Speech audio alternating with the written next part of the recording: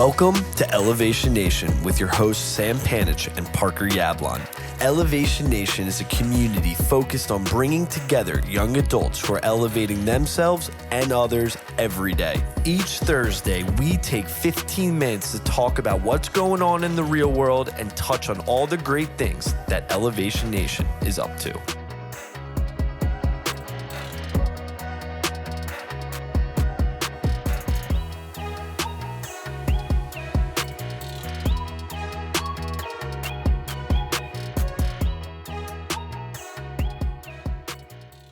What's going on, Elevation Nation?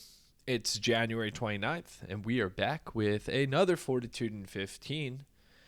We've been all over, a lot of traveling in the month of January, but Sam, it's good to see you. I like your sweatshirt. I don't know what the hat is, but I like it too. Thank you. It's a basketball-themed hat because our guest this evening is a basketball guy. Oh, okay. Meet you courtside.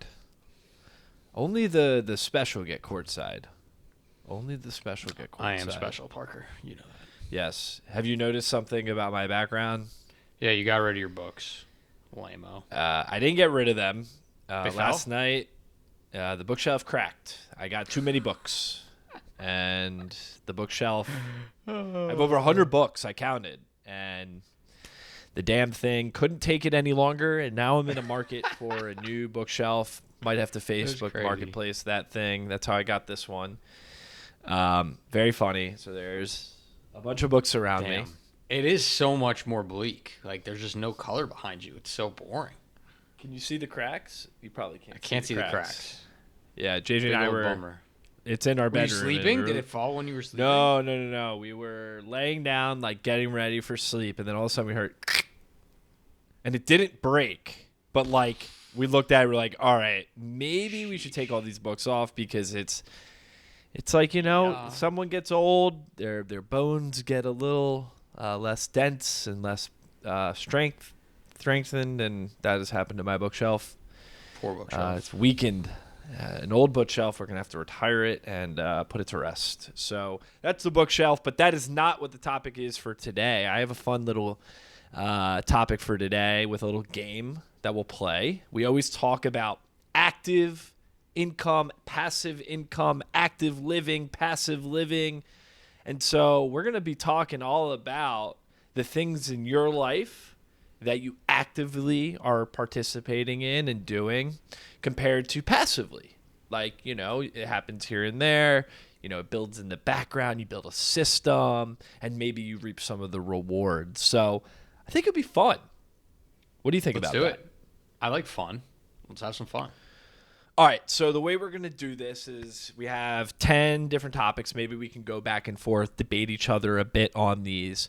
You're going to either pick active or passive, and we're going to go back and forth. You have to state your choice and why. And so we're going to start with something that we've talked about plenty on Elevation Nation, which is investing. So Sam, what's your mindset when it comes to investing? Active or passive? I'm more passive. Okay, why? Tell us what that means, passive investing to you. For me, I think it's hard to beat the market. So I just try to diversify what I invest in, take some chances, but I'm not sitting here day trading like our good friend Dave Portnoy, Davey Day Trader. I think sometimes you just got to ride it out, especially with investing. Most of your stuff is just going to sit in the stock market and hopefully grow. And then fingers crossed, you can find yourself in a world where you can diversify those investments, whether that's investing in a protein donut company or real estate in Virginia. Diversifying your income that way is a good way to invest. And I guess that's a little more active. So, but I lean passive. Yeah, but it's still passive because, you know, let's say you're giving the money to that real estate thing that you're investing in. Like, you're not doing anything else besides checking in and hearing how it's going, or you're giving more money. Like, when I think of active investing, it's like every day, to your point, day trading, thinking of ways to move money around. I think you and I both have like the philosophy of let it work for you over a long period of time, and time is on our side as 30-year-olds. And so for me, the passive piece here is I don't see the money touch my account ever. It just gets pulled out automatically every week. and then does the automatic investing. And that's very passive. And setting up a system really helps with that. All right, next one. This one's good. Launching a side hustle or running a side hustle. Is that active or is that passive? I don't know how you could even do this passively. I have no idea. So yeah, AI bots, agents everywhere for every. Prove me wrong. I'd love to have a passive side hustle. I'm working on it, but no, I think you got to be active on those. All right, next one, Parker. Recovering from an injury. It's like anything health related. This is so interesting because I've never been to like physical therapy. Thankfully, knock on wood. Like I've only broken my nose. You keep hooping like you do. You might have to. I know.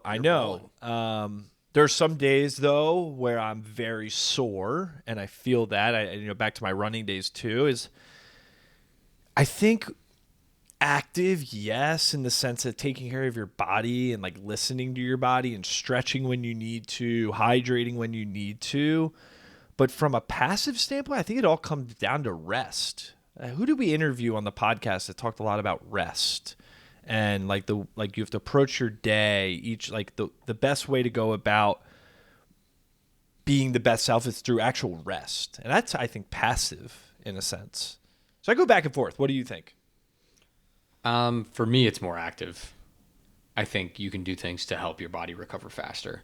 Just laying there, I don't think is the right way to fix it. But that's just me. Who knows? All right, Parker, this is one we did. Alex Feinberg. That's what he was. Great dude. Great dude. Yeah, he was talking about passively active, like making sure you rest to actually get more out of your body. That's why I got this little Fitbit to track my sleep. It's been very good. Passive. That's passive. I agree. I disagree. I'm actively going to bed early, getting a good night's sleep. Okay. That's strategic. I like it. All right. Next one. Scaling a podcast, Parker. Social media in here included, right? Sure. I think for you it's passive because I run our social media. And for me, I actively cut up some content and post it. We're not at the point where we're passively observing this because we're still doing it. Yeah, I don't know. Yeah, we probably have different answers here. What's your answer? I mean, I don't think we've tried to actively scale it and it hasn't worked. So I think I'm now at the point where we're just passively doing this because we like it and we like to meet new people. And I don't think it's scaling. So I'm not putting in a ton of active effort to try to get it to scale. I'm putting in active effort to get out of it what I want, which is meeting cool people and having good conversations.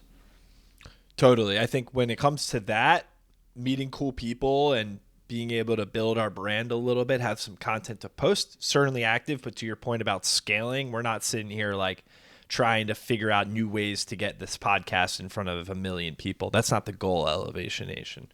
Certainly not. All right, Sam, this is mine for you. I'm going to skip some of these. Okay. I don't like some of these. These are weird. Breaking a weight loss, Parker. Come on, you know we're both in great shape. All right. Fitness. Okay, fitness is active. About fitness? Yeah, fitness is active. Sure. Fitness is active. Climbing the corporate ladder. How about that one? Oh, so you don't like number 5. We're not going there. Okay, that's fine. We can do that. Climbing the corporate ladder. Okay. What do you think? The climb is very active. You have to be very intentional about how you go about playing the corporate game, making sure that you're showing up and delivering where I think we've learned this too, is like what are high impact moments, high ROI moments that you're going to like invest more time and effort into. And I think we've gotten to a point being in year 8 in corporate America that like, where you should weight your time and effort to compared to, a couple of years ago, we were like, oh my God, someone asked us to do something. Like, yes. And I think you have to actively be able to do and say no to things. I don't know if you have the same perspective or not. Yeah, I don't know. It's a weird one. I think you need to just be strategic, and that takes active work. But unfortunately, at bigger corporations, a lot of climbing the corporate ladder is time. You can work as hard as you want. It doesn't really matter. There's certain time boxed ways that you get your promotion. Whereas I'd say at a startup, climbing to the top is probably a lot easier based on your merit and how hard you work. So I think it just depends on the company that you're working at. Well, I also think that's a great point. I think that companies are starting to switch that mindset or try to switch that mindset. Like, are people competent? Let's elevate them rather than just like, to your point, time. Like, if you want to be a manager, you have to be 3 years as a regular, staff consultant or a senior consultant, whatever it might be from our world. Hopefully the pendulum switches a little bit because skills are really the real currency here. I don't know if I agree with that because if it's based on skills, AI should just get every promotion eventually. So then we're screwed. Well, isn't that what we agree? We already think we're going anyway. Yeah, that's why I'm going to go be a farmer. I'm over this shit. Sam wants to be a farmer. Talk about content. I want active farm content from Sam hanging out with chickens every day. Even though that's not his probably animal of choice. I don't know if I want any animals. I'm not an animal guy, but I'd love to have a big. You can't have a farm and no animals, dude. You got to have at least like some sheep. You're not a horse guy. You don't come off to me as a horse guy. I think a sheep. You like sheep? Okay. We could have a sheep. What's the animal that you're scared of? Geese? Geese. I hate geese, bro. Interesting. Do you hate Geese the band too? I prefer Goose the band. There you go. I was waiting for that. I love it. Good question. All right. Next one. Building a community. This one is so hard to say it's active. Because when I think about building a community actively, it's like it feels transactional in a sense. And I feel like communities sometimes come from just you being yourself, being natural and bringing people together. I think that's a following, not a community. That's a good point. I think for a community, you have to be pretty intentional, right? You have to set up ways for the other people of the community to meet and grow without you. That takes intentionality and activeness. Whereas to your point, Parker, people that follow you is more passive. That's a great point.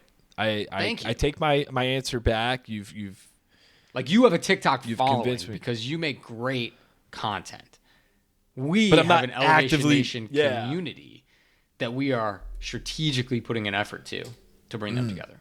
Yeah, it's not like I'm actively like reaching out to everyone who follows me. It's just, hey, they for some reason like my videos as I stumble around the park and commenting on things that are hilarious in life. So it's a good point. All right, last one for the conversation today. Mental fortitude building, character building, Sam. Is that active or passive? Active. If you really want to work on your mindset, you have to put in work into it. And whether that is reading books, listening to podcasts, spending a lot of time reflecting on your own, or investing in yourself, right? I'm starting next week a 6-week course on emotional intelligence and mindset. Got to put in some work. Got to put in the work. I think this is a great conversation, Sam. Whereas we've always talked about passive things, like how can we create passive income streams, passive ideas that keep going. But regardless of what you see being passive gets you, you need to put active, like you need to put things, you have to put effort forward to get there eventually. And that takes time, right? This podcast, we've been doing it for 6 years now, 5 years. That's active and consistently. And some of the passive benefits from it come from us being very active over a long period of time. And I think that's a great lesson learned for at least you and me is, whether it's rising up through the corporate ladder, trying to get more physically in shape, trying to eat healthier, working on our mindset, is that you have to be actively ready to take on the thing that we all face every day. And it's just over time, putting in the work over time. And I think the passive benefits will eventually come. Love it. Parker, I want to play more games on Fortitude and 15. I like this. Let's do more games. Let's do more debates. This was fun. You play Catan, just like one game of Catan on Live Fortitude Catan. 15. Live Catan. Yeah. Sam, can I have 3 sheep, please? 3 sheep, I know you're baby. building a farm. I do love a farm. All right, Elevation Nation, be active or be passive. Until next week, peace. Thanks for tuning in to Elevation Nation. If you enjoyed our conversation, hit that subscribe button to get notified when we release a new episode. If you would like to join Elevation Nation or get more information about the nation, please visit our website at www.elevationnation.io. Until next week, Elevation Nation, peace.